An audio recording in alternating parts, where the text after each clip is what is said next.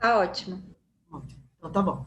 Então, hoje a gente vai conversar sobre o citomegalovírus, que é a infecção viral mais frequente e talvez a infecção viral mais importante no transplante renal.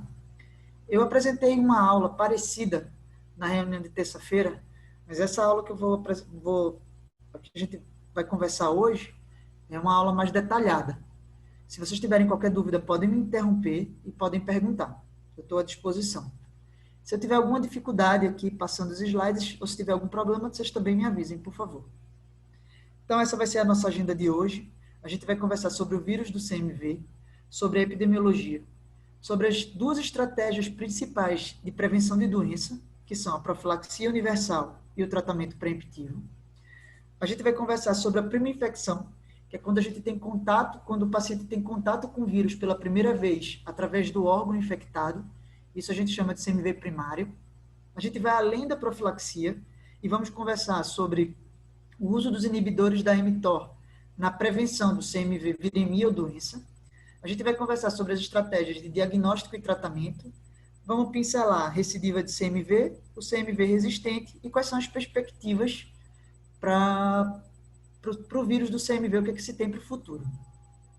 Então, quem é o vírus do CMV? O CMV é um vírus da família herpes vírus e, como todo vírus da família herpes vírus, ele pode acontecer em flare.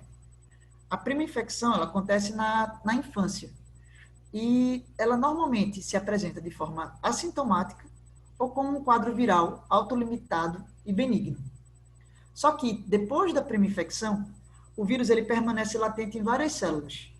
Dentre essas células dendríticas, monócito e progenitor mieloide CD34 positivo. Se o paciente não tiver nenhum evento de imunodepressão, o vírus fica latente e nada acontece. Mas, se o paciente tem uma situação de imunodepressão, como por exemplo, infecção pelo HIV, ou tratamento de doença autoimune, ou o transplante, o paciente pode apresentar uma recidiva de doença. E essa forma ela pode ser grave e fatal. A prevalência do vírus na população é variável, ela varia de 30% a 97%. E aqui no Brasil, a soroprevalência é superior a 90%. Então, a primeira pergunta que a gente tem que se fazer é se o CMV é um problema. Se a gente está fazendo uma aula sobre isso no transplante, é porque é. Então, a resposta é sim. O CMV é um problema. Eu vou mostrar para vocês dois estudos. Os dois estudos são estudos locais, são estudos do Hospital do Rim. O primeiro foi publicado em 2016 e foi um estudo prospectivo que avaliou 144 transplantes de rim em pacientes que usavam tacrolimo associado à azatioprina ou micofenolato e a incidência foi de 50%. Um outro estudo, esse estudo mais recente, publicado em 2017, mostrou, foi um estudo retrospectivo, com 802 transplantes, 802 pacientes transplantados renais. Esses transplantes foram transplantes consecutivos realizados entre abril de 2014 e abril de 2015. E os pacientes incluídos foram pacientes que receberam indução com timoglobulina e manutenção com tacrolimo, prednisona e combinado a azatioprina ou micofenolato. Todos esses pacientes fizeram tratamento preemptivo e a incidência da doença foi da viremia ou doença foi de 42%. E essa incidência, ela foi variável de acordo com o esquema de imunossupressão que foi utilizado. Então, em pacientes que utilizaram micofenolato, a incidência foi de 52%. E nos pacientes que usaram azatioprina, a incidência foi de 33%. E aí, quais são os efeitos do vírus? Então, se um paciente já teve contato com o vírus antes, ele está apresentando uma recidiva da doença, ou se o paciente tem o contato com o vírus pela primeira vez, se não tiver nenhum tipo de tratamento, começa a ocorrer a replicação viral. E o paciente ele pode apresentar a doença pelo CMV. E aí ele pode se apresentar como CMV síndrome, CMV doença ou doença invasiva. São variações da mesma apresentação da doença.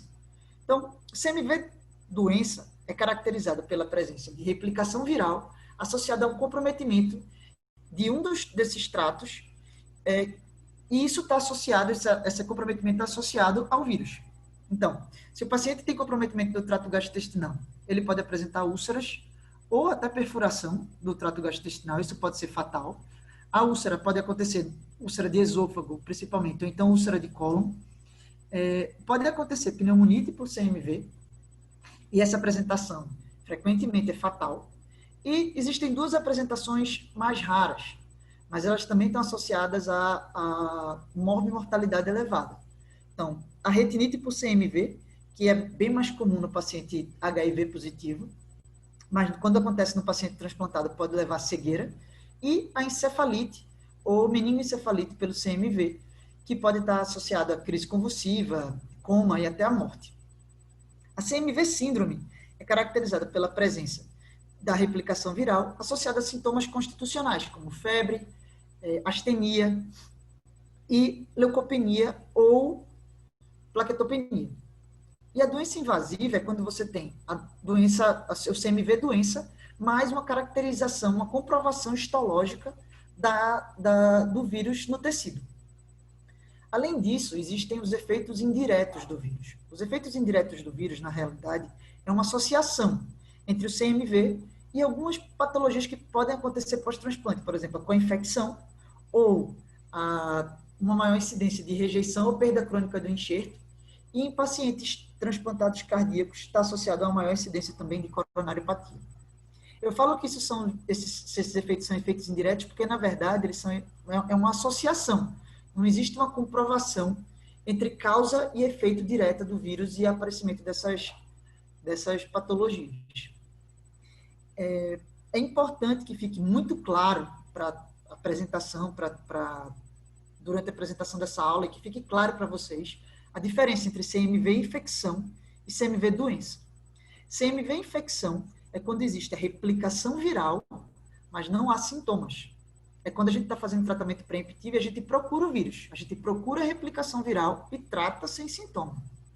Já a CMV doença é caracterizada a presença do vírus associada a sintomas, que podem ser, o que eu falei para vocês inicialmente, síndrome viral ou doença invasiva. E como é feito, então, o diagnóstico do CMV?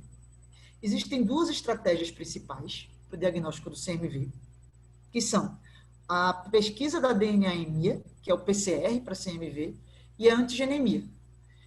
Eu falo que essas são as duas estratégias principais porque existem outras, como, por exemplo, a cultura viral ou o IgM, a pesquisa de sorologia IgM para CMV. Só que essas estratégias elas são pouco sensíveis e menos específicas, principalmente na detecção da viremia. Essas são as duas principais técnicas. Eu vou explicar para vocês como funciona a antigenemia, que talvez seja um pouco mais complicado para entender, e a gente vai comparar as duas estratégias. Então, a antigenemia, ela consiste em um teste de imunofluorescência em que se marca o antígeno PP65, que é um antígeno do vírus, do citomegalovírus. E esse antígeno está localizado no interior do neutrófilo. Então, é feita uma lâmina, é feita a coleta do sangue, é confeccionada uma lâmina, é marcado o antígeno PP65 e é feita a leitura num campo de grande aumento de quantos neutrófilos estão infectados pelo vírus.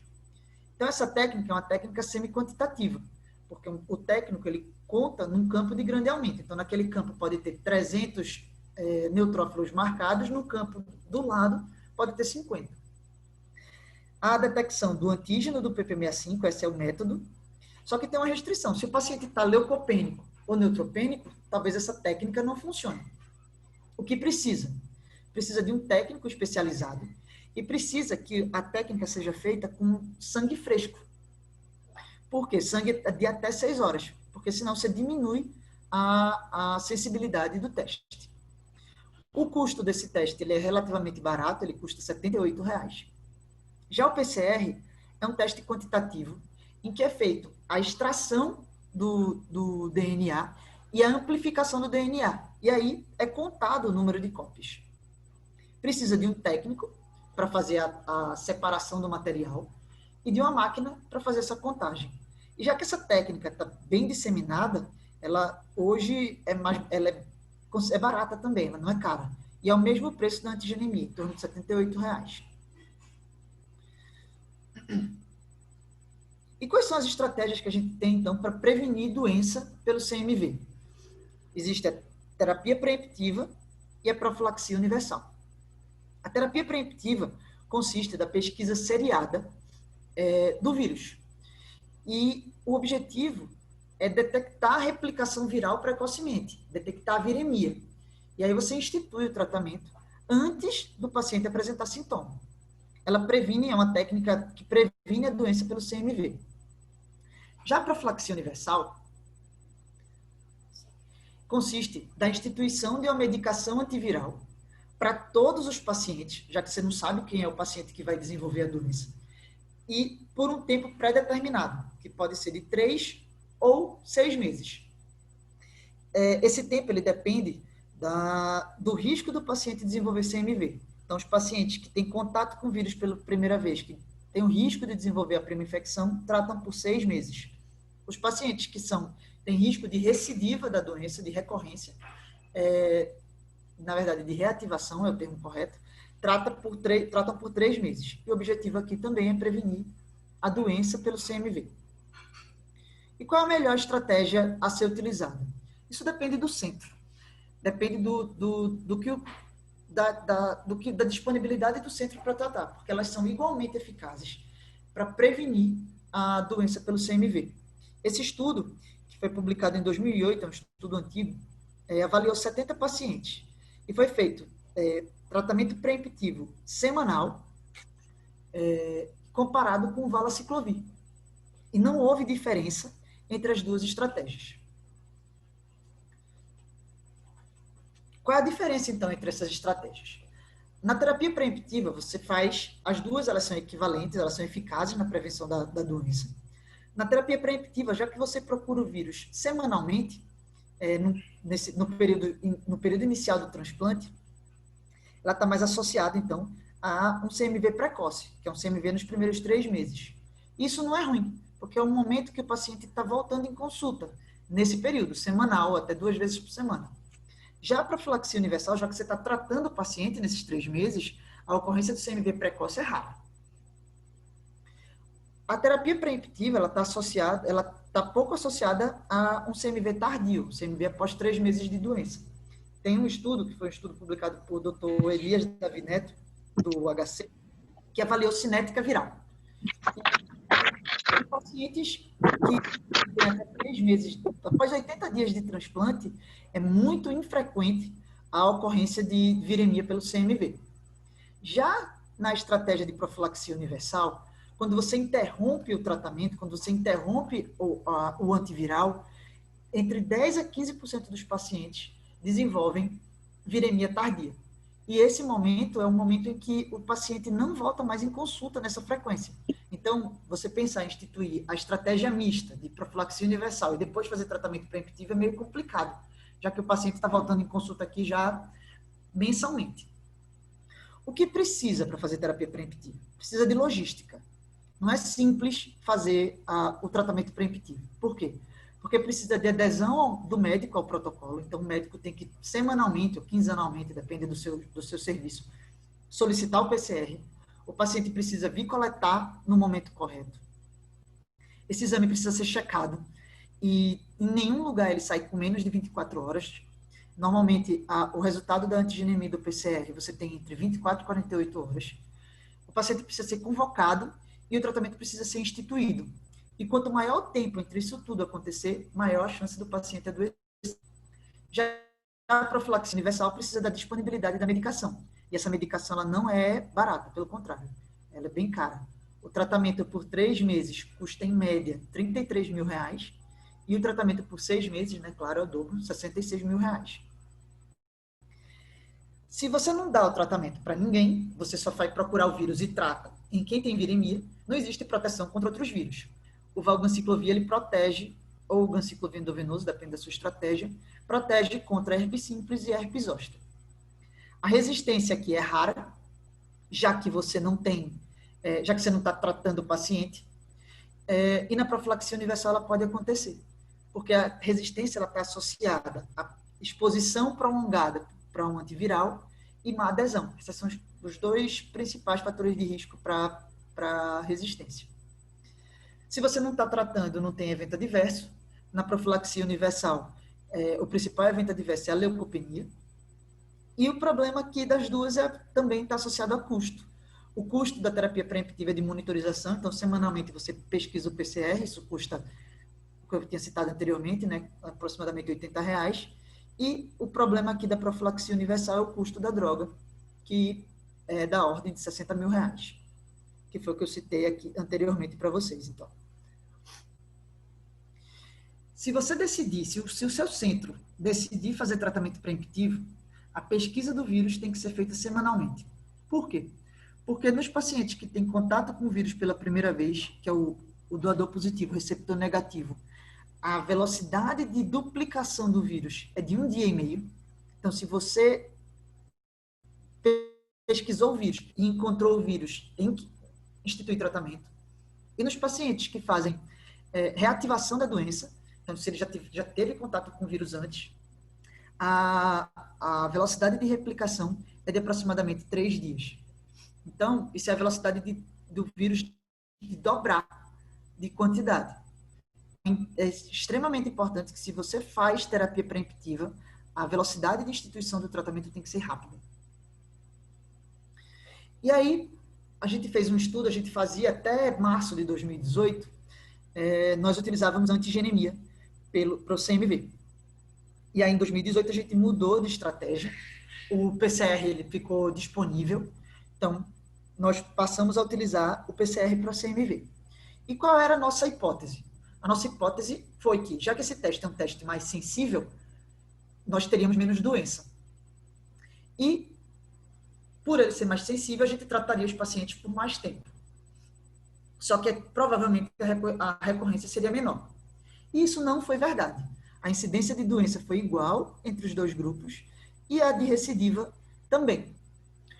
O que nos levou a pensar que, na verdade, é que a gente só mudou a metodologia. Nessa época, a gente fazia tratamento preemptivo quinzenal. E, depois desse estudo, nós mudamos o nosso protocolo. Então, pacientes de alto risco e doador positivo e receptor negativo, nós instituímos a pesquisa do vírus a partir do 21º PO e fazemos pesquisa semanal até o D90.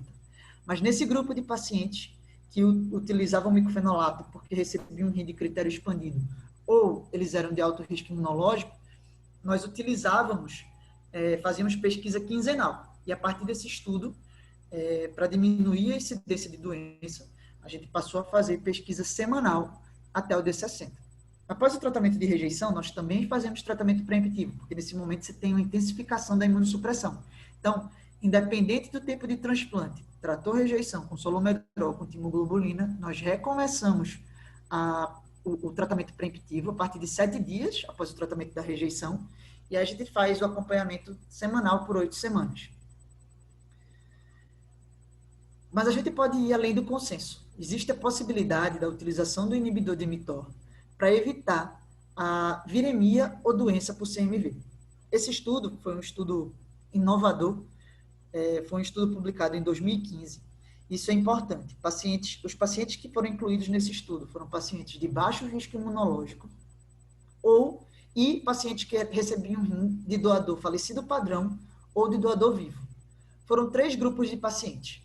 Eles receberam o grupo controle, o grupo padrão, que é o grupo CADIGO, recebeu indução com basiliximab e manutenção com tacrolimo, prednisona e micofenolato. E nós estudamos 2 grupos experimentais. O primeiro recebeu terapia de indução com basiliximab e terapia de indução com tacrolimo e everolimo. Tacrolimo aqui em baixas exposições. Então, a concentração de tacrolimo no sangue desses pacientes tinha que ficar entre 3 a 5. E o terceiro grupo, nós fizemos uma indução com timoglobulina 3 mg quilo e a manutenção com tacrolimo, também em baixa exposição, associado a everolimo. A nossa hipótese inicial seria que esse grupo de pacientes, o grupo basiliximab e everolimo, teria a menor incidência de infecção pelo CMV, quando comparado com o grupo timo-everolimo, que não foi verdade. Então, o grupo basiliximab e micofenolato teve uma incidência de quase 40%, que é a incidência esperada, a incidência de literatura. O grupo basiliximab e everolimo, uma incidência de quase 11%, e o grupo timo-everolimo, uma incidência de 4,7%. E o que explica essa diferença? Provavelmente a maior incidência de rejeição nesse grupo de pacientes que recebeu basiliximab e everolimo. A incidência de rejeição do grupo basiliximab micofenolato e timiverolimo foi comparável, e foi inferior a 10% nesse grupo, no grupo timiverolimo.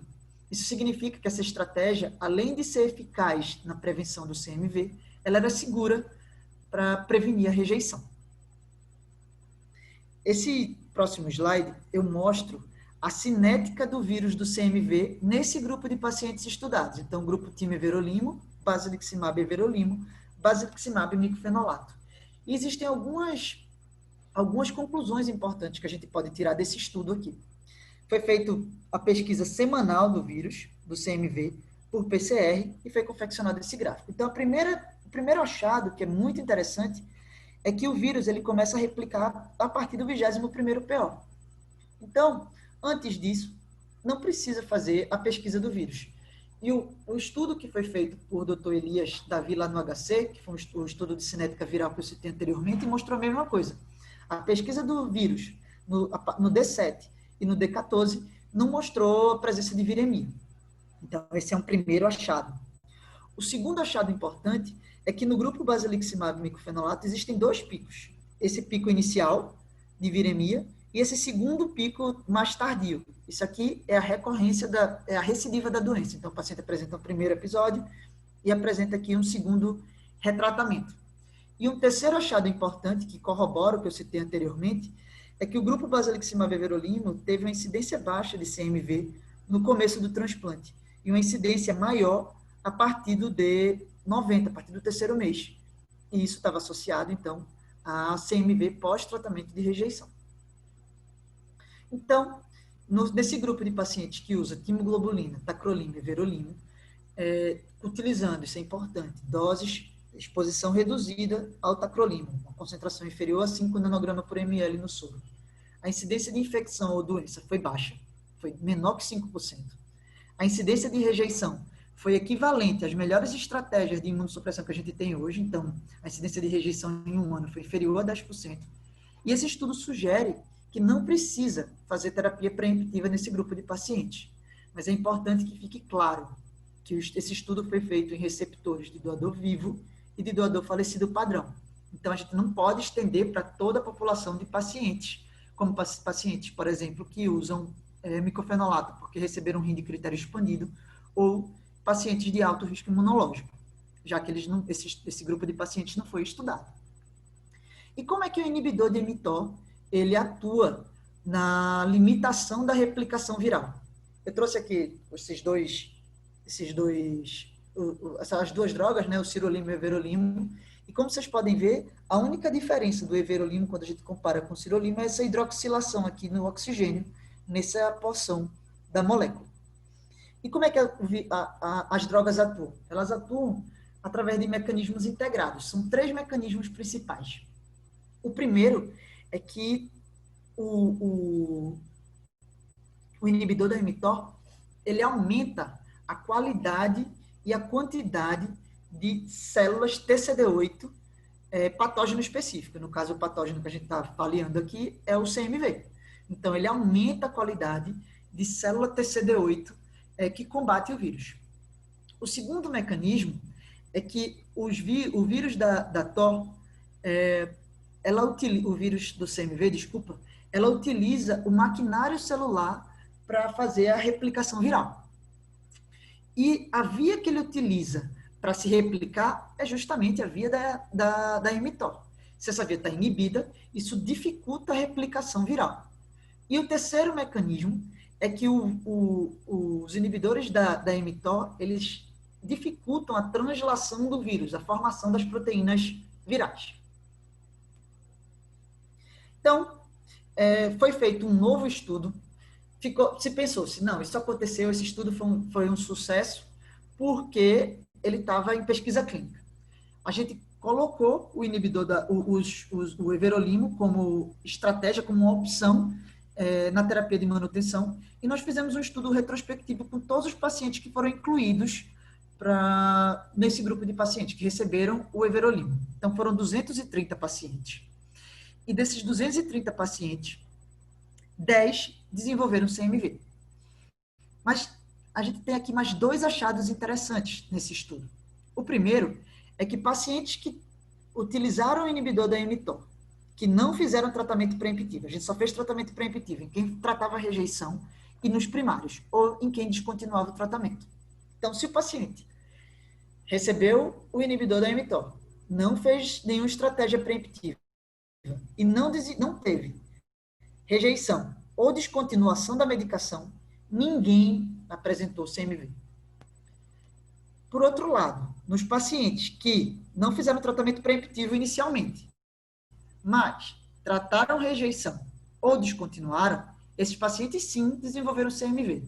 Dos pacientes que trataram rejeição, desenvolveu CMV quem descontinuou o everolimo, e dos pacientes que descontinuaram, desenvolveu CMV quem descontinuou antes de 90 dias pós-transplante.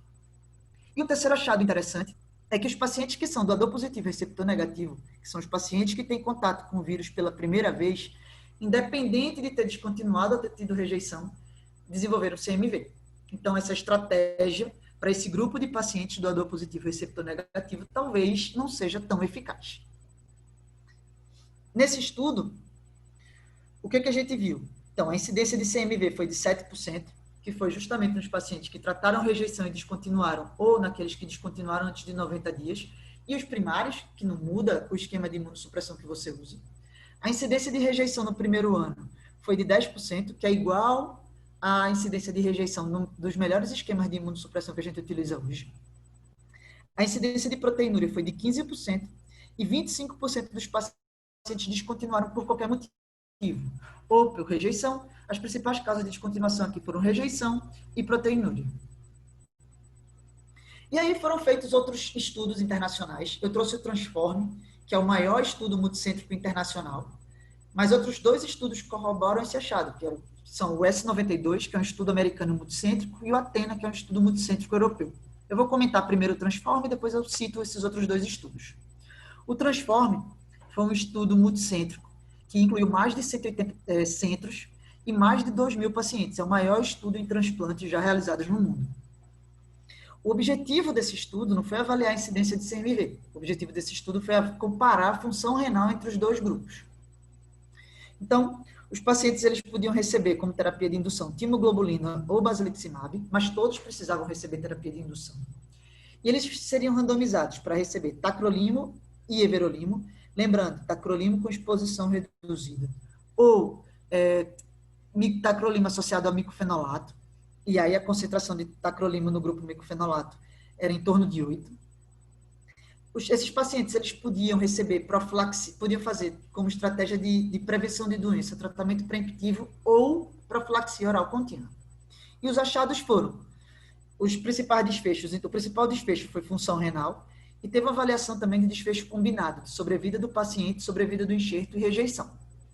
Então, quando a gente compara o objetivo primário do estudo, a gente pode observar que não teve diferença. Então, não houve diferença de função, não houve diferença na incidência de rejeição e não houve diferença em relação à sobrevida do enxerto e do paciente. E houve aqui uma diminuição de infecção ou doença pelo CMV no grupo de pacientes que recebeu o inibidor da mTOR. Essa diferença em relação ao grupo que recebeu o micofenolato, ela pode estar associada tanto à prevalência do vírus do CMV na população estudada, foram 180, mais de 180 centros, e foram pacientes de todo mundo, e a prevalência do CMV é variável entre os países, e também pela estratégia de profilaxia. Nessa população aqui, existiu pacientes que receberam profilaxia oral contínua. Nesse próximo slide, eu mostro que não teve diferença em relação à função em todas as visitas. Então, além de ser seguro na prevenção da rejeição, ser eficaz na prevenção do CMV, utilizado da forma correta, que é na concentração reduzida de tacrolimo, não há diferença da função renal. Quando a gente compara os eventos adversos, um dado bem importante em relação à descontinuação. Eu mostrei para vocês que a descontinuação do estudo que eu mostrei anteriormente era da ordem de 25%. Você pensa, caramba, uma descontinuação super alta. Ela foi igual entre os dois grupos, tanto no grupo tacrolimo everolimo, como o grupo azul, como no tacrolimo micofenolato. A principal causa de descontinuação no grupo micofenolato foi a diarreia. E a principal causa de descontinuação no grupo do inibidor da mTOR foi proteinúria.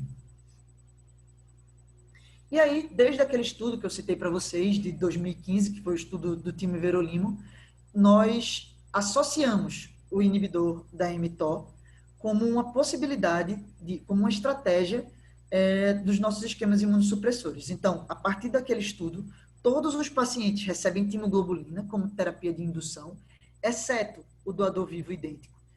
E nos grupos de pacientes que recebem um rim de doador falecido padrão ou doador vivo, exceto o idêntico também, eles podem receber azatioprina, micofenolato ou o inibidor da mTOR como terapia de manutenção.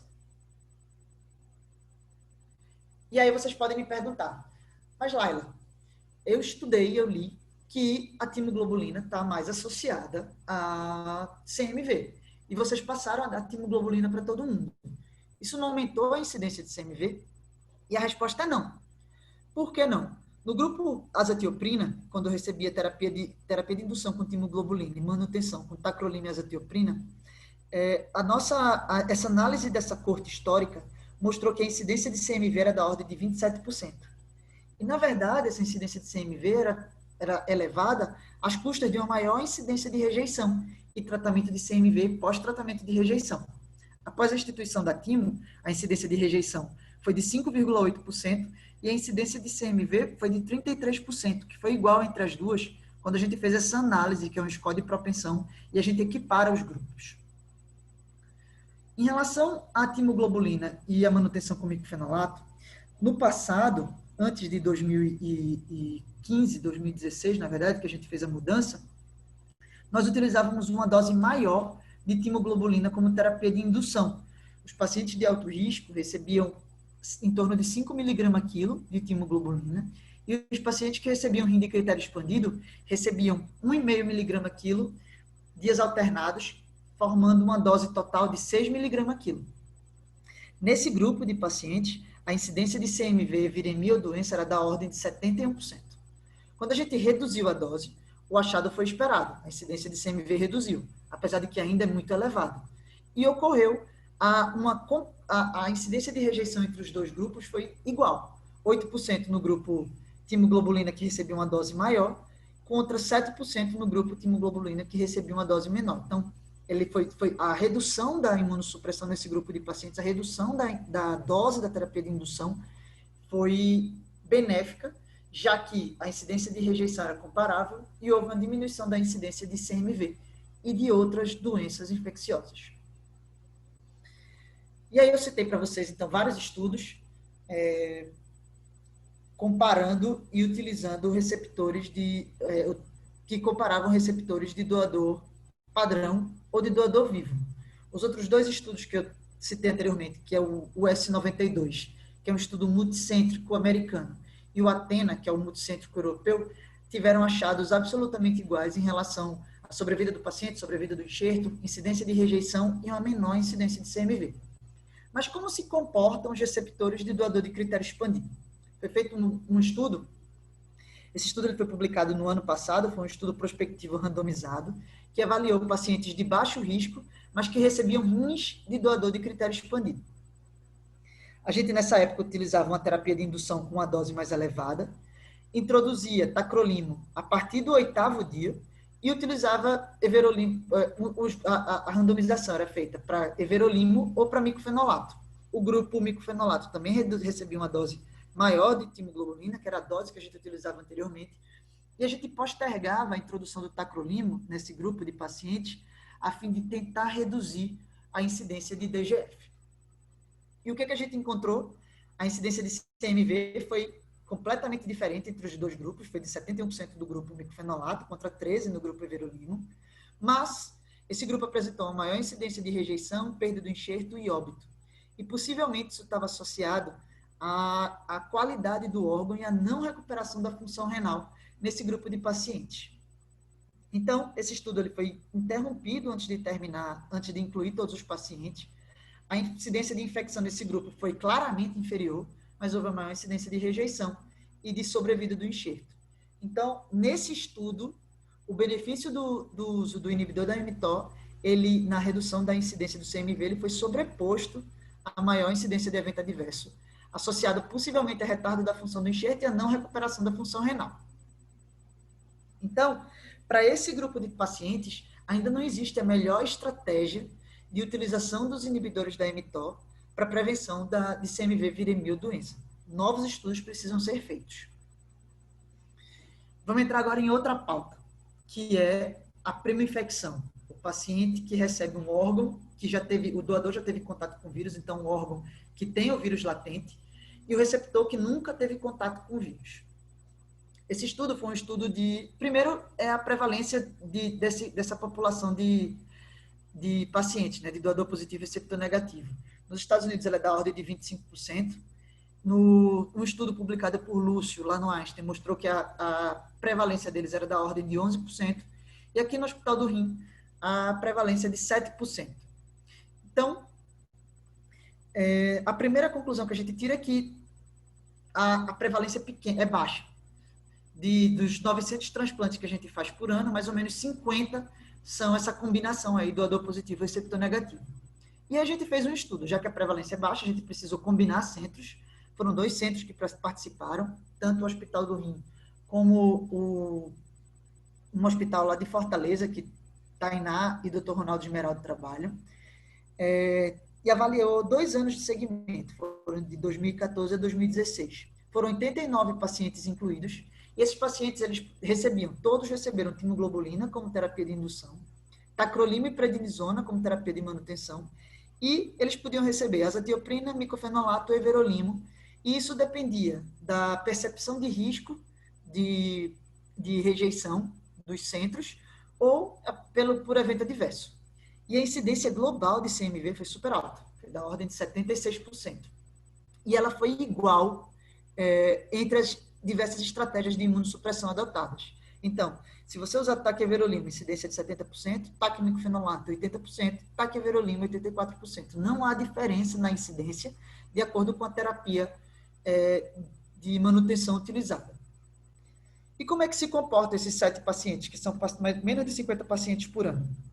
Incidência de CMV super alta, no nosso estudo de 76%. Ela independe do regime de imunossupressão adotado. O tratamento aqui, o tempo de tratamento é bem prolongado.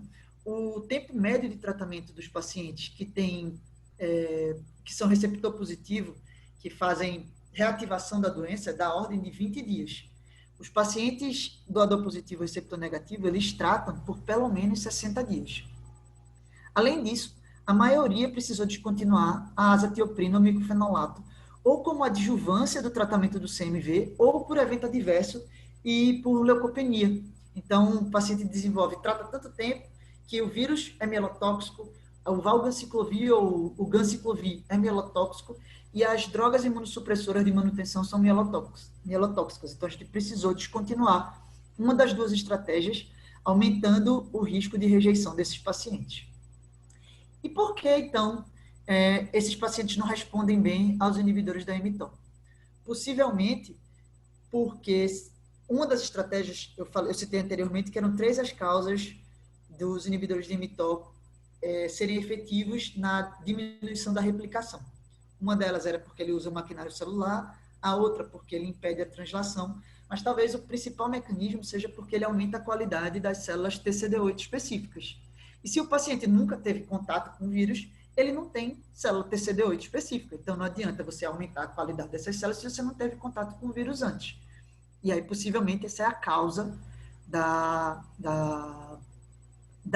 não funcionamento do inibidor de mTOR nesse subgrupo aqui específico, de combinação doador positivo e receptor negativo. Então, qual é a melhor estratégia a ser adotada? A melhor estratégia depende do risco, a estratégia de prevenção de doença, né? Ela depende do risco, do CMV, e ela depende do seu centro. Então, em pacientes de risco intermediário, que são os pacientes receptor positivo, que tem o risco de reativação, de reativação da doença, terapia preemptiva e profilaxia oral contínua são igualmente benéficas. Nos pacientes de alto risco, que são doador positivo ou receptor negativo, talvez a profilaxia oral seja uma estratégia melhor para a prevenção da doença. Mas isso é bem conflitante. E o consenso ele orienta que você pode utilizar qualquer uma das duas estratégias, ou terapia preemptiva ou profilaxia oral contínua. Nesse subgrupo de pacientes aqui, que é o doador negativo, receptor negativo, eles são pacientes de baixo risco, porque eles nunca tiveram contato com o órgão, pelo órgão infectado, e eles não têm risco de reativação. Então, nesse subgrupo de pacientes, você só precisa observar.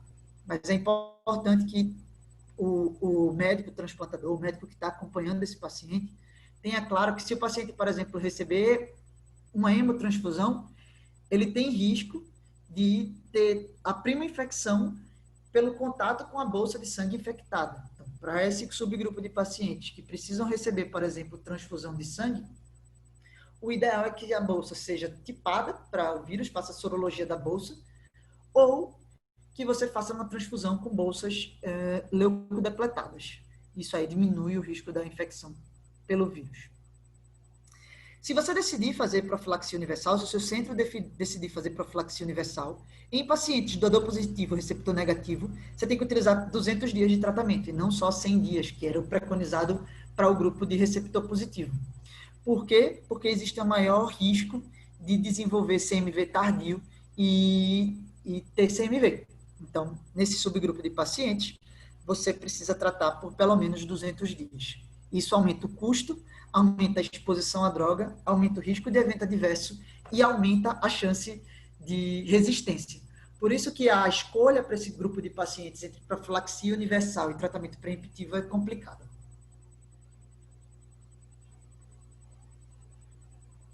Quanto ao tratamento, existem essas possibilidades de tratamento para o CMV viremia doença. Hoje, os tratamentos preconizados são com ganciclovir venoso, são as melhores estratégias, e o valganciclovir. Tanto o valganciclovir como o ganciclovir, eles podem ser utilizados para tratamento. Essa é a posologia. Todas essas drogas precisam corrigir para a função renal. E o valganciclovir, ela tem uma vantagem, porque ela a droga é feita por via oral. Então, a administração é fácil, o paciente não precisa internar. Mas tem leucopenia como evento adverso. O valganciclovir precisa ser feito tratamento endovenoso. A dose para função renal normal, com clearance acima de 70 ml por minuto, é de 5 miligramas 2 vezes ao dia. Essa droga é corrigida pela função. A profilaxia é feita com 5 miligramas uma vez ao dia e ela também está associada à leucopenia. O ganciclovir não deve ser utilizado para tratamento. A profilaxia é feita com 1 grama 3 vezes ao dia. A apresentação do comprimido é de 250 miligramas, então o paciente precisa tomar 12 comprimidos por dia para fazer a profilaxia, o que faz com que a adesão seja muito ruim. Então, o ganciclovir oral não é mais utilizado nem recomendado nem para tratamento, nem para profilaxia. O valaciclovir também tem uma apresentação que não é boa, e os estudos só são validados para transplante renal. Você não pode utilizar, por exemplo, para transplante cardíaco, para transplante de medula óssea.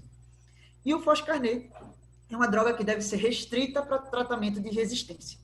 Ela é uma droga muito difícil de ser utilizada, fora que ela não é facilmente disponível. Ela não existe no Brasil, você precisa importar para conseguir tratar. Ela é uma droga que está associada a uma nefrotoxicidade importante. Ela faz lesão tubular direta, principalmente de túbulo proximal. Então, esses pacientes, eles perdem muitos eletrólitos, eles perdem cálcio, eles fazem hipocalcemia, hipomagnesemia, hiponatremia, hipocalemia, e não é infrequente precisar fazer reposição endovenosa de eletrólitos para correção desses distúrbios hidroeletrolíticos. Então, ela é uma droga bem difícil de ser utilizada. O tratamento mínimo deve ser 14 dias. Como é que é feito o tratamento da viremia? Né? Você institui tratamento, viremia ou doença. Você institui tratamento e semanalmente você faz a pesquisa do vírus através de PCR ou antigenemia. Se você decidiu fazer PCR, você tem que fazer PCR sempre. Se você decidiu fazer antigenemia, deve fazer antigenemia sempre. O tratamento tem que ser por 14 dias e deve ser estendido até que não se detecte mais o vírus no sangue. O PCR utilizado, a recomendação do consenso, é que se você utiliza um PCR ultrassensível, você deve interromper o tratamento assim que você tenha detecção do vírus menor do que o encontrado.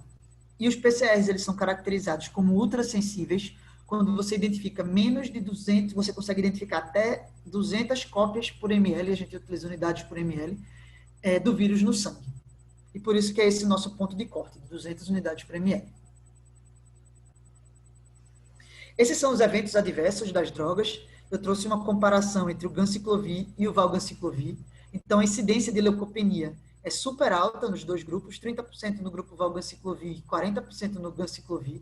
Leucopenia grave, que você precisa suspender a imunossupressão ou precisa utilizar o filgastrin, é da ordem de 14% no grupo ganciclovir e 9% no grupo valganciclovir, e a descontinuação da droga por mielotoxicidade acontece em 4% no grupo valganciclovir e 2% no grupo ganciclovir. Então, uma droga mielotóxica que também não é simples de ser utilizada.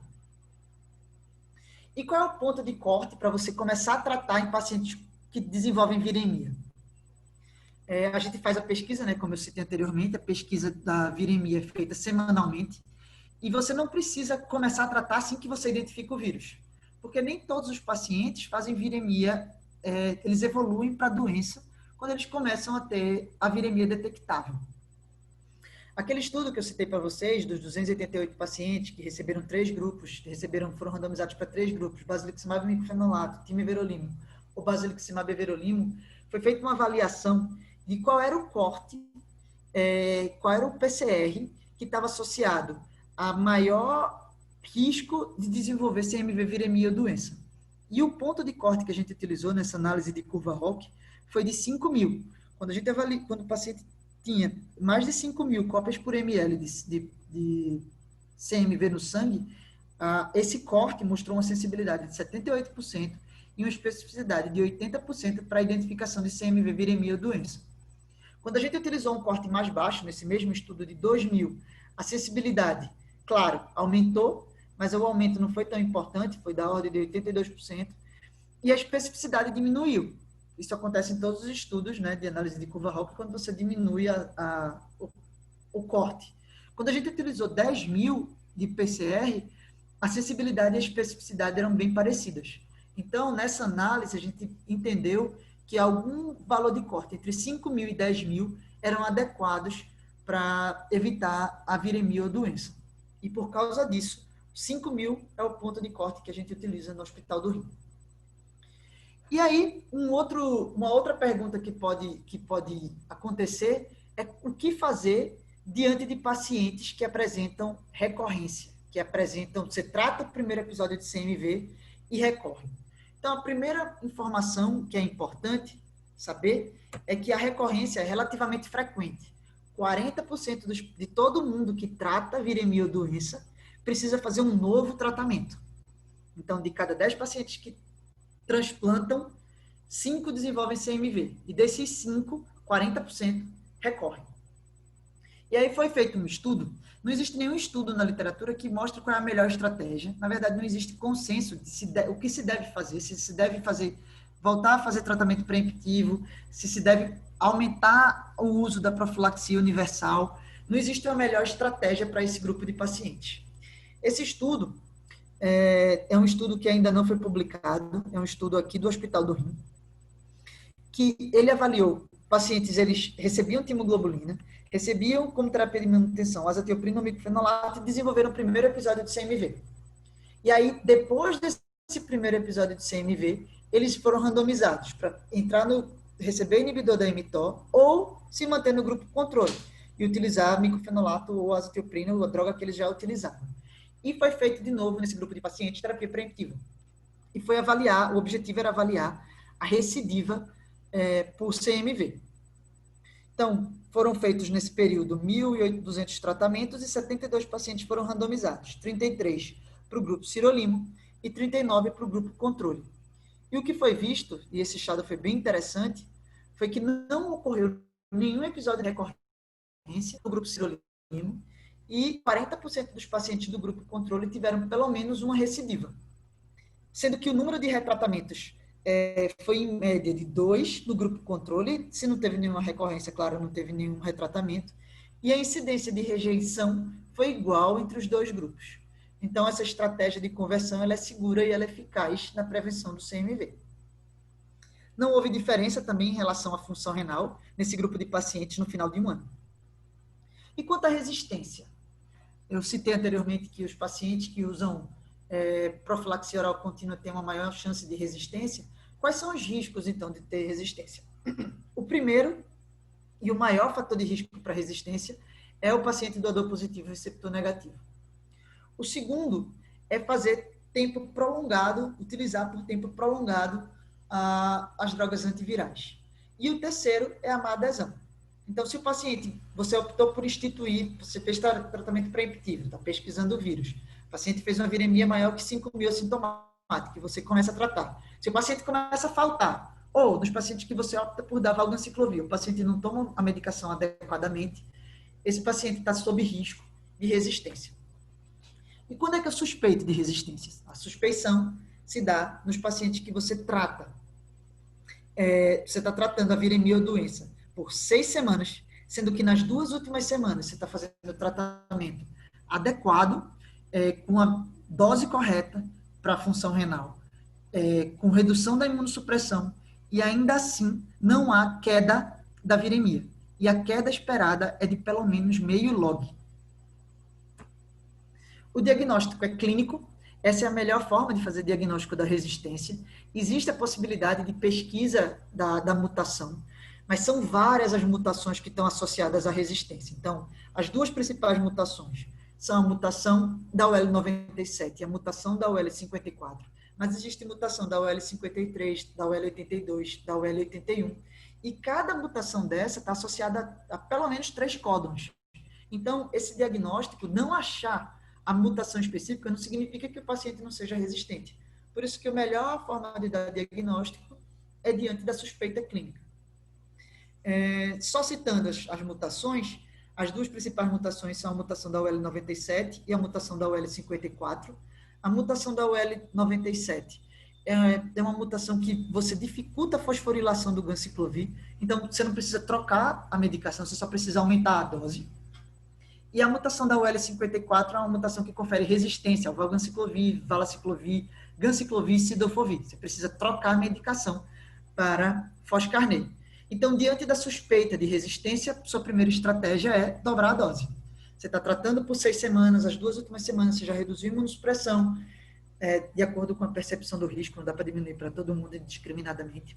Mas você ajustou a imunossupressão, você já ajustou a dose pela função renal. E ainda assim o paciente não teve o clareamento esperado, mais de 90% tem mutação da UL97, o ideal então é dobrar a dose. Se ainda assim não houve o clareamento viral esperado, você precisa pensar em outras mutações, não só a mutação L97, e aí pensar na troca para foscarnet. E o tratamento, como eu citei, é o foscarnet, que é uma droga difícil de ser utilizada porque causa nefrotoxicidade, causa toxicidade tubular. Então, o tratamento precisa ser feito em pacientes internados e você precisa estar atento e pesquisar esses distúrbios hidroeletrolíticos. Esse estudo foi um estudo que não foi publicado, a gente avaliou todos os pacientes que tiveram CMV resistente entre 2010 e 2018. Então, para vocês terem uma ideia, a gente faz 1.000 transplantes por ano, 40% desenvolvem CMV, são 400 pacientes por ano. Em 10 anos, a gente teria 4.000 pacientes, a gente teve 4.000 pacientes que trataram CMV. E só 28 tiveram resistência. Então, a primeira conclusão é CMV resistente é raro. A segunda conclusão é que desses pacientes, desses 28 pacientes, a maioria deles eram pacientes que tinham CMV primário. Então, esse é o subgrupo de pacientes de maior risco. É o subgrupo de pacientes que a gente precisa estar atento, porque eles fazem profilaxia, eles fazem tratamento por tempo muito prolongado e a carga viral inicial é muito alta, que também é um fator de risco para desenvolver CMV resistente. E a terceira achada importante é que esses pacientes, eles, antes de trocar para foscarnet, eles trataram com o ganciclovir por um tempo bem prolongado, em torno de 98 dias. E até o uso do foscarnet foi por tempo prolongado, foi de 35 dias. Se você pensar que o CMV, o paciente que é receptor positivo, ele trata em média 21 dias, esses pacientes trataram por mais de 120 dias. Então, é difícil de tratar, apesar de ser infrequente, é difícil de tratar, e frequentemente aqui a gente precisa também suspender a terceira droga. E quais são as perspectivas? A primeira perspectiva aqui é como a gente deve conduzir os pacientes que recebem rim de critério expandido, porque não existe um melhor estudo, não existe um estudo ainda que mostre a melhor estratégia de utilizar inibidor de mTOR nesses pacientes. Antes da pandemia, a gente desenhou um estudo, então a gente deve começar esse estudo no começo do ano que vem, que vai ser em receptor de critério expandido, randomizar para receber azatioprina, indução com timoglobulina, tacrolimo em todos os grupos, prednisona em todos os grupos, em randomizar para azatioprina versus micofenolato versus sirolimo, e aí a gente vai utilizar uma estratégia diferente do que a gente utilizou naquele primeiro estudo, a gente vai utilizar uma dose menor de timoglobulina e utilizar tacrolimo, introduzir tacrolimo no D0, e isso talvez diminua a incidência de rejeição, que foi um problema nesse grupo de pacientes. E também existe uma dúvida de como conduzir os pacientes de alto risco imunológico, que são os pacientes que também recebem micofenolato. Existem poucos estudos nessa subpopulação de pacientes utilizando inibidor de mTOR, mas tem um estudo espanhol que foi animador, foi um estudo pequeno, com 70 pacientes, mas que mostrou uma menor incidência de CV e uma eficácia semelhante em relação à incidência de rejeição. Então, mas mais estudos nesse grupo de pacientes precisam ser feitos. As perspectivas também estão associadas à avaliação da imunidade celular, que eu citei para vocês, que é a imunidade TCD8 específica, novas drogas e vacinas. Então, em relação à imunidade celular, o objetivo aqui é saber daqueles pacientes que fazem viremia, nem todos eles adoecem. O estudo de Dr. Elias Davi mostrou que dos pacientes que desenvolviam viremia, 40% só adoeciam do CMV. Então, o objetivo é tentar identificar, tentar ser mais seletivo, identificar quais são os pacientes que têm maior risco de desenvolver doença. E aí, esses são os estudos de imunidade celular. Esse estudo, essa avaliação, ela é feita através de um teste que é um IGRA. Eu não sei se todo mundo aqui conhece o IGRA, mas esse teste consiste da retirada de sangue do paciente, separação dos linfócitos, e a esses linfócitos, e aí existem IGRAs de TCD4, só de CD4, só de linfócito TCD8, da combinação dos dois, mas que seja, você separa os linfócitos TCD4 e ou TCD8, e você expõe com esses linfócitos preparados com peptídeos do CMV. E aí, se o paciente já teve contato com o vírus, ele libera interferon gama. E esse interferon gama que é mensurado. O objetivo é ver se o paciente já teve contato com o vírus e se ele tem uma resposta, uma imunidade celular montada para prevenir a infecção ou doença. Os estudos ainda estão em fase inicial, não existe ainda a preconização do uso do IGRA para guiar o tratamento preemptivo, mas é uma perspectiva boa para a gente selecionar os pacientes que precisam, de fato, de terapia preemptiva. Outros estudos que estão acontecendo são em relação às novas drogas. Essas são as drogas que estão em estudo, o Maribavir, o Letermovir e o Brincidovir. Nenhuma dessas drogas é tão eficaz quanto o ganciclovir ou valganciclovir na prevenção de doença, e elas ocorrem no contexto de tentar uma nova droga que trate resistência e que seja menos tóxica, menos mielotóxica do que nefrotóxica do que o foscarnet. O Maribavir é uma droga que tem a perspectiva de fazer isso, porque ela inibe essa mutação do L97, mas os estudos em resistência ainda têm resultado conflitante. O Letermovir é uma droga que é super importante no transplante de medula óssea, porque não dá para usar nem ganciclovir nem valganciclovir nesse subgrupo de pacientes, mas para o transplante de rim ela não é uma droga que provavelmente vai ter sucesso, mas nos pacientes nos transplantados de medula óssea, ela é uma boa opção de tratamento, porque elas não fazem mielotoxicidade, e o paciente transplantado de medula óssea não pode ter mielotoxicidade. E o Brincidovir é uma prodroga do Cidofovir, mas nenhum estudo ainda conseguiu mostrar eficácia boa para a prevenção de CMV viremia. Então, em relação a novas drogas, a gente vai ter que se contentar com o que a gente tem, que é o ganciclovir, o valganciclovir, e a nossa principal droga para tratamento de resistência, que é uma droga que não é boa, por causa dos seus eventos adversos, que é o foscarnet. Em relação às vacinas, existem vários estudos em andamento. Existem estudos com vacina de vírus vivo atenuado, de peptídeo viral, de vacina de plasmídio e de vetor viral recombinante. mas esses estudos ainda são desanimadores. Esse primeiro estudo, que é o estudo de vacina de plasmídio, já existe um estudo multicêntrico em pacientes transplantados e não houve redução na incidência de infecção pós-transplante. A pesquisa com o vírus atenuado, ele foi seguro, mas também não preveniu infecção ou doença. E a pesquisa viral e com vetor viral recombinante esses estudos ainda estão em fase 1, então não existe nenhuma recomendação para a utilização de vacina nesse grupo de pacientes.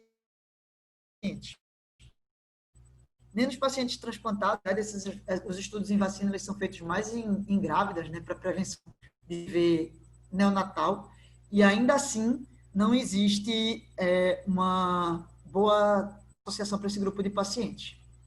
Então, os pontos importantes dessa aula, que eu quero que vocês levem para casa. Primeiro é que o CMV é um problema, é frequente em receber transplante de rim. A gente precisa fazer alguma coisa. A viremia está associada a uma incidência alta de doença e de complicação. E essa estratégia de prevenção ela deve ser individualizada pela instituição e pelo risco de CMV. Ela depende da população e do risco. Então, você tem que pensar se o paciente é um paciente de CMV primário ou se é secundário, e isso vai definir a sua estratégia.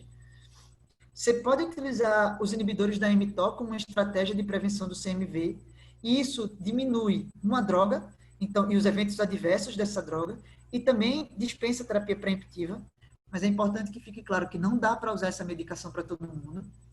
Em caso de recidiva, a conversão é uma possibilidade.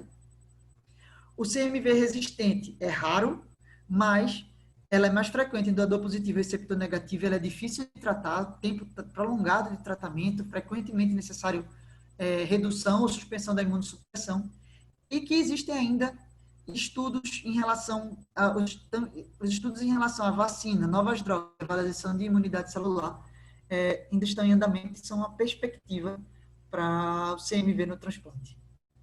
Era isso. Eu espero que tenha sido claro e que vocês tenham me entendido. Obrigado. Claríssimo, doutora. Bom. Muito claro. Obrigada. Muito obrigada pela aula, doutora. Está à vontade, estou à disposição. Vamos lá, liberar. Eu troco aqui, eu coloco esse stop share aqui. Mas para... Pronto. Vamos lá. Gente, alguém tem alguma pergunta? Se não, vou fazer. Eu já estou no próximo. Já estou de segundo lugar. Doutora, nos centros que optam pelo tratamento universal, eles também tratam depois de tratar a rejeição? Não? Como é que é feito? O CMV pós-tratamento de rejeição, não existe consenso de como deve ser feito na literatura. Uhum. Então, se você lê o consenso, ele não diz se você deve fazer ou não tratamento preemptivo, se você deve ou não fazer profilaxia oral contínua. Não existe uma melhor estratégia para esse grupo de pacientes.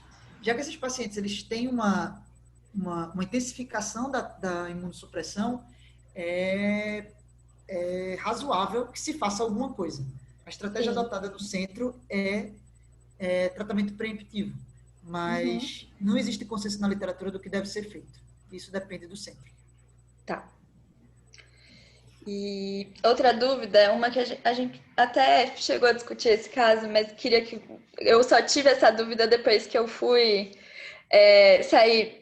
trabalhar fora do Agarrim, né? Como agir quando a gente tem essa dificuldade do diagnóstico? Tem uma suspeita clínica importante do paciente ter um risco de CMV, tem sintoma trato gastrointestinal, pancitopenia, só que a gente não consegue ter o PCR ou a antigenemia, enfim, qualquer exame laboratorial. Só porque realmente eu tive essa dúvida depois. E aí, acho que era uma boa para todo mundo ficar ciente, pensar também. Então, a gente não faz, os centros não fazem terapia preemptiva em todos os lugares, porque o acesso ao teste não é simples. Uhum. Eu vou começar explicando desse jeito e eu chego na sua resposta. Sim. Mas o acesso ao teste não é simples. Para fazer antigenemia, você precisa de sangue fresco. Então, você tem que ter um laboratório que receba e processe o material em até 6 horas. Então, a antigenemia não é simples. O PCR, ele não é amplamente disponível e nem todos os centros têm. Então, estar diante dessa situação clínica não é infrequente fora do estado de São Paulo. E o que você deve fazer? Como tudo em transplante, na verdade em transplante não, né? Em medicina, você tem que pensar em epidemiologia e nos recursos disponíveis para dar o diagnóstico. Então, se você tem um recurso disponível, amplamente disponível, e que você vai ter acesso ao resultado de forma rápida, o ideal é que você espere o resultado do exame. Mas, na sua pergunta, você não tinha acesso rápido ao resultado do exame. Então, você tem que trabalhar com epidemiologia. Se você está diante de um paciente que tem até 3 meses de transplante e tem claramente sintomas relacionados ao CMV, como, por exemplo, leucopenia, febre, sintoma do trato gastrointestinal, ou você fez uma endoscopia, tinha úlcera, a chance de ser CMV é muito alta. E nesse caso, você tem que fazer terapia, tem que fazer o tratamento empírico. E aí você pensa, qual é o diagnóstico diferencial?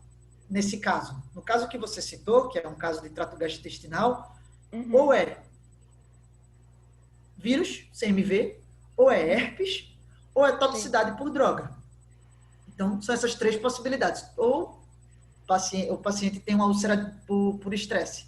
Mas se o paciente está bem, está em casa, não deve ser úlcera por estresse. Então, nesse caso, você tem que instituir tratamento. Se os seus 2 principais diagnósticos são herpes e CMV, sabendo que o aciclovir trata herpes, mas não trata CMV, e o GAN trata CMV e trata herpes, o ideal é que você comece o tratamento com ganciclovir. Então, se eu estivesse diante dessa situação, eu trataria empírico com GAN. Tá certo, obrigada. Eu tenho mais uma, na verdade. Deixa eu perguntar. Então vai, Davi, depois eu faço. Não, brincadeira, pode fazer. Não, manda ver. Depois eu falo. Obrigado, mano. Então, eu não sei, na verdade, eu não sei se eu perdi no meio da aula, mas aí se perdi, eu anoto aqui. O paciente que fez o tratamento para CMV, ele fica num protocolo, fica num protocolo de vigilância também? E se ele fica, o corte para voltar a tratar é o mesmo de 5.000? Eu vou te dar a resposta de como a gente faz no Hospital do Rim e o que se faz na literatura. Na literatura não existe consenso do que se deve fazer nos pacientes que têm recorrência. Então, não se sabe se deve-se refazer tratamento preemptivo ou se deve-se voltar ou estender o tempo de profilaxia oral contínua. Essa resposta não existe. Já que a recorrência é frequente, é da ordem de 40%, nós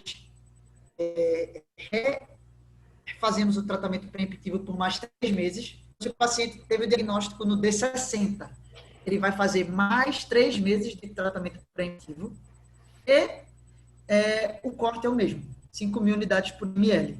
Se o paciente for receptor positivo, se ele for negativo, a gente trata com qualquer valor.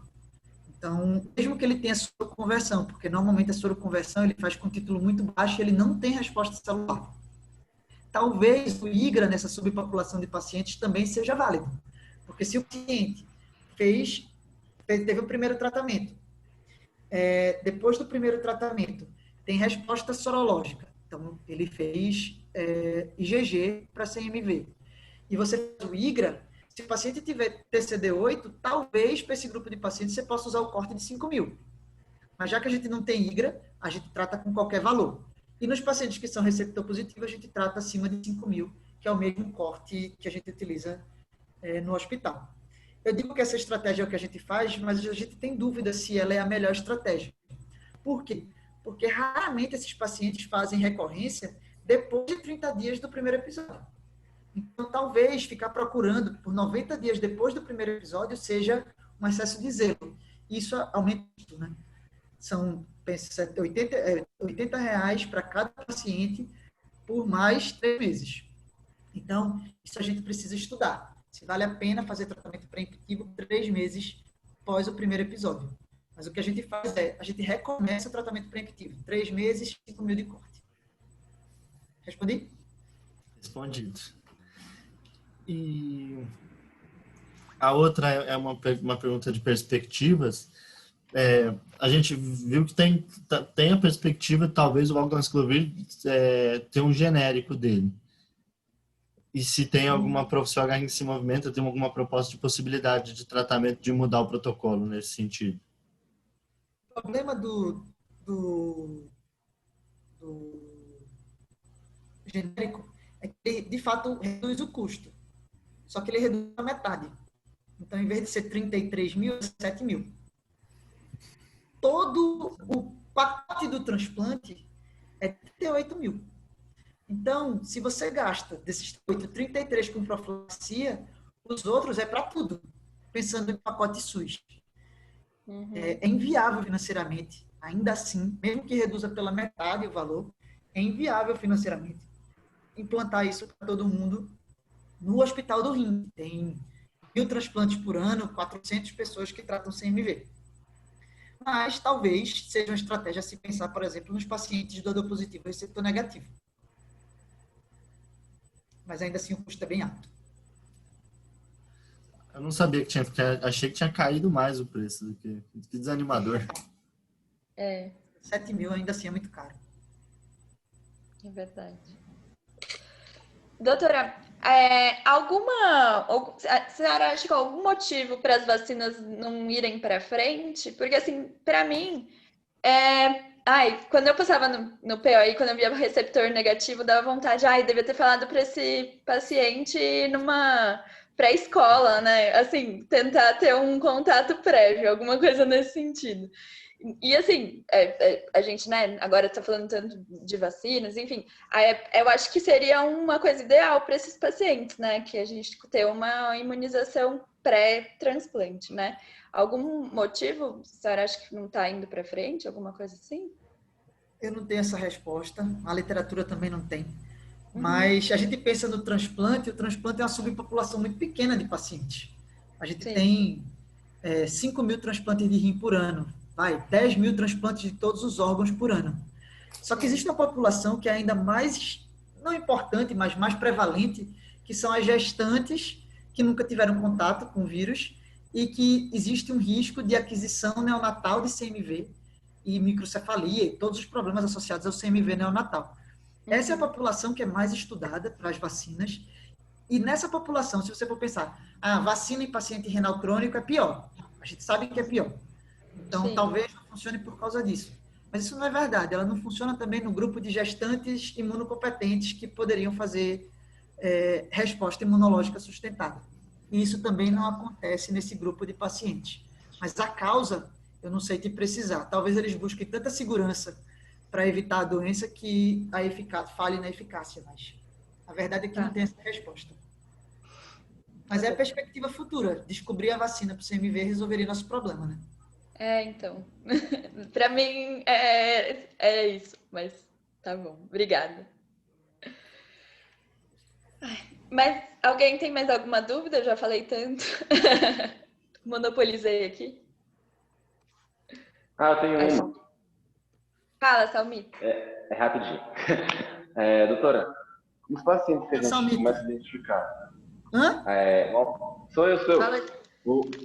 Nos pacientes que a gente começa a identificar o aumento do CMV, entendendo que esse paciente ele pode estar muito imunossuprimido, isso também me dá um alerta de pesquisar, por exemplo, o BK juntamente ou não? O CMV se comporta diferente. Pesquisar BK vírus é a dúvida? Polioma? Isso. Os pacientes que também apresentam um pico de CMV. Esse aí é uma outra... Daria pano para uma outra aula. A prevalência de polioma é super alta na população. Ela é da ordem também superior a 90%. E esse raciocínio de pensar em co-infecções é correto. A literatura ela orienta que a pesquisa do PCR para polioma deva ser feita, na verdade, de forma universal. O problema que a gente não faz isso para todo mundo é pelo custo. A gente não faz porque a gente dá menos imunossupressão do que o resto do mundo. A nossa estratégia, a nossa terapia de indução é com uma dose menor de timoglobulina, e a gente usa muito menos micofenolato do que toda a literatura, mas ainda assim a orientação da literatura, na verdade, é fazer pesquisa do vírus do polioma mensalmente, pelo menos no primeiro ano pós-transplante, para todos os pacientes. E o raciocínio é justamente o que você está pensando. Se esse paciente tem maior risco de ter os outros vírus, não só todos os vírus da família herpes, ele tem um risco maior também de fazer replicação viral pelo polioma. Nós somos mais restritos na pesquisa do polioma. Um dos motivos é o custo. A pesquisa do vírus, a prevalência da doença na nossa população de pacientes que recebe uma imunossupressão, é difícil dizer que é menor, mas recebe menos imunossupressão do que os outros grupos, tanto por terapia de indução menor, como menor uso do micofenolato. A nossa incidência de infecção por polioma é muito pequena. A gente tem atualmente 200 pacientes que estão em acompanhamento por polioma vírus, numa população de 12 mil pacientes transplantados. Aí você diz, não, Lela, mas vocês procuram pouco. Isso é verdade, a gente procura pouco. Mas ainda assim, a nossa incidência por perda de enxerto por polioma é pequena. Então, a gente procura menos. Mas o seu raciocínio está certo. Talvez esse grupo de pacientes seja um grupo que vale a pena pesquisar. Respondi? Beleza, doutor. Respondeu. Muito obrigado. Foi uma ótima aula, doutora. Professora. Oi. Oi, tudo bem? É Tainã, só que eu tô falando o celular da Liga porque o meu descarregou. Eu tô vendo, eu fiz, oxe, você é a voz de Tainã. Professora, assim, minha dificuldade que eu tenho e que eu fico preocupada é com relação ao manejo desses pacientes. Porque, tipo, a gente sabe que, por ser uma doença oportunista, a gente precisa reduzir a imunossupressão desses pacientes. E aí eu fico, o que é que eu reduzo primeiro? Seria a primeira pergunta. E segundo, o meu medo é reduzir e rejeição. Até porque a gente sabe que é um transplante recente, CMV dá nos 3 primeiros meses, que a gente espera, né? Uhum. Esse é o manejo dessas drogas nesse contexto, entendeu? Entendi. Então, eu vou te responder por parte, tá bom? Primeira coisa, você perguntou primeiro o que reduzir e redução versus rejeição. A primeira coisa que a gente tem que estar atento é que a gente, quando procura o CMV, a gente procura viremia. Então, se você está diante de viremia, se o seu paciente está bem, não está doente, você tem que instituir tratamento, pesquisar o vírus em 1 semana. Se teve resposta adequada, está resolvido o seu problema. E a grandíssima maioria dos pacientes não adoece. Então, você não precisa reduzir. Esse é o primeiro ponto. O segundo ponto é, você começou a tratar e o paciente adoeceu, você precisa reduzir alguma coisa. O que reduzir? A primeira resposta que eu vou te dar é como está a imunossupressão do seu paciente. Então, eu preciso saber as concentrações e se ele tem algum evento adverso. A monitoração do micofenolato é baseada completamente por evento adverso. A gente tem monitorização do nível sérico do ácido micofenólico no sangue. Até porque não existe uma correlação entre maior concentração do ácido micofenólico e maior incidência de evento adverso. Então, a monitorização é feita basicamente por evento adverso. Então, se o paciente tem diarreia ou leucopenia, tá fácil. Você tem que reduzir a droga que é mielotóxica ou que faz toxicidade de trato gastrointestinal. Então, você reduz o micofenolato. Se o paciente usa azatioprina, também tá fácil. Se o paciente teve mielotoxicidade, é a azatioprina que a gente vai reduzir. A segunda coisa que você tem que se perguntar é se você está dando mais do que você deveria estar dando para o paciente. Então, qual é a concentração preconizada de tacrolimo? E isso é populacional, tem que ficar muito claro que não é... tudo que a gente fala em relação à concentração é para um subgrupo de pacientes, não necessariamente para aquele paciente. Mas a concentração preconizada para os pacientes de baixo risco imunológico que usam micofenolato e induziram com basiliximab pelo estudo Symphony é de 3 a 8. Então, se o paciente está tomando 10, populacionalmente, ele está tomando mais do que ele precisa. E é o tacrolimo que você reduz. Mas, na verdade, você não está reduzindo, você está ajustando. Por isso que quando eu falei, a droga, você está com toda a imunossupressão ajustada quando eu estou falando de resistência. 6 semanas de tratamento com as 2 últimas semanas ajustadas, é isso. Está ajustada para a concentração esperada para aquela população de pacientes. A redução vai depender da sua percepção de risco. Então, se você está diante de um paciente que acabou de tratar uma rejeição, ou de um paciente que tem alto risco imunológico, então ele tem anticorpo já pré-formado, pré-transplante, esse paciente você tem que ter uma parcimônia em redução, em relação à redução da imunossupressão. E você tem que estar muito seguro da concentração terapêutica de tacrolimo para ele. Então, se ele acabou de tratar uma rejeição, não vou deixar tacrolimo menor que 5 jamais. Eu não vou deixar nem em torno de 5, você deixa um pouco mais. Deixa a concentração sínfone perto de 8. Mas se o paciente é de baixo risco, recebeu um rim de critério expandido, que você já deu a melhor terapia de imunossupressão, que é timo, micofenolato, e ele está com concentração ajustada de tacrolimo, a redução do micofenolato não está associada a uma maior incidência de rejeição. Deu para entender? Tainan? Oi, professora, é que eu não sei mexer direito. Eu entendi, mas eu acho muito difícil esse manejo. Não é simples mesmo, não. Você tem que pensar na sua percepção de risco e nos eventos que o paciente já teve, antes do transplante. Mas obrigada, valeu. Antes do tratamento do CMV. Doutora, Certo? tem mais uma pergunta da plateia. A Cibele falou que vai perguntar porque está de plantão lá no Agarrim. E aí pediu para a gente ler. Ela quer ajuda com o paciente. É um paciente que tem um CMV primário e tem uma aplasia medular importante, mesmo com a suspensão do antiproliferativo do Bactrim. Foi necessária a suspensão do Gutenberg. A carga viral aumentou, mesmo fazendo imunoglobulina. O paciente ainda está leucopênico e está com uso de granuloquine diário. Ela quer saber o que fazer. Fácil essa.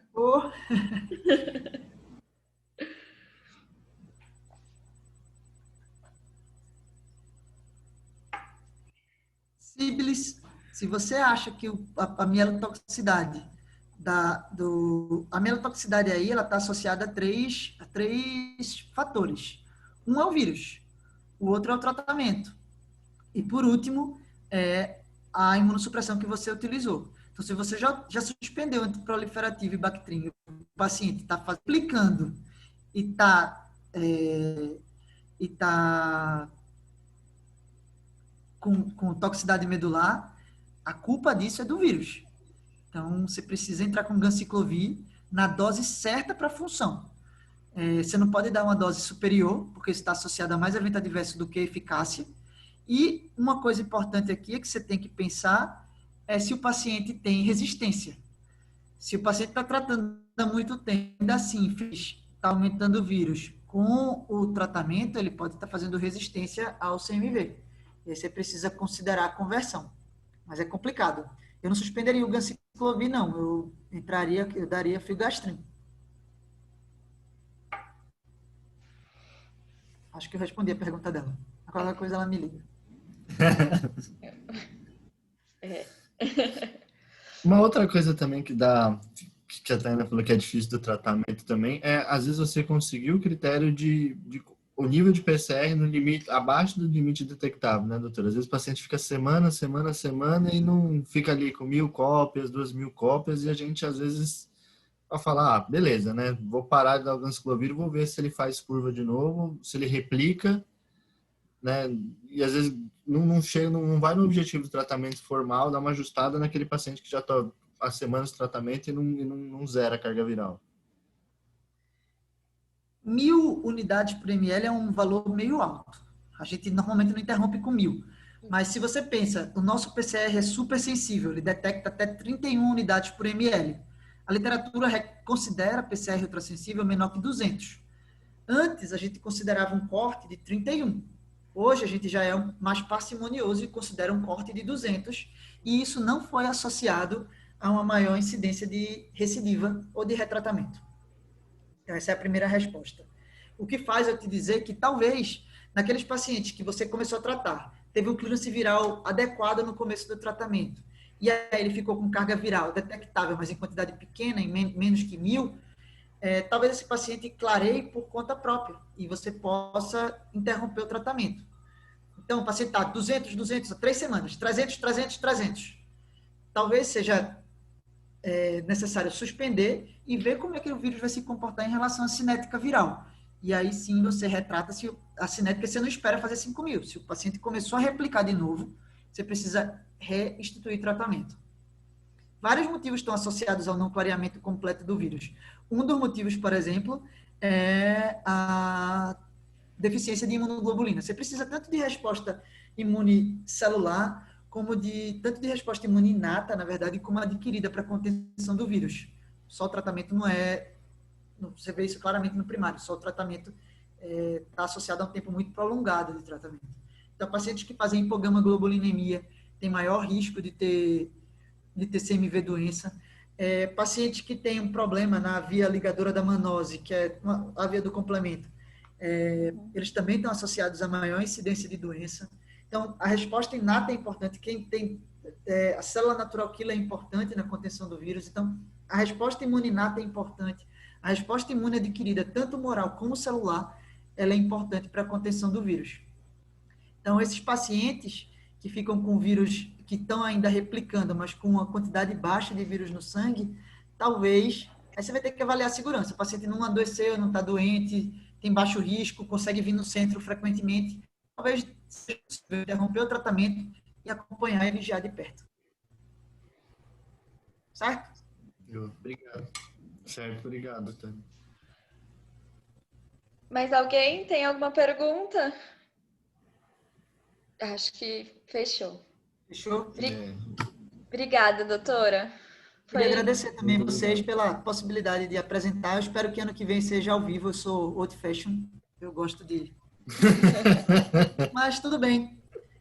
Muito obrigada também pela chance de apresentar aqui para vocês. Eu estou à disposição. Quem quiser só pode me ligar, pode me procurar. Estou disponível. Obrigada a você. Muito obrigado, Tânia. Boa noite, pessoal. Tchau, tchau, pessoal. Boa noite. Boa noite.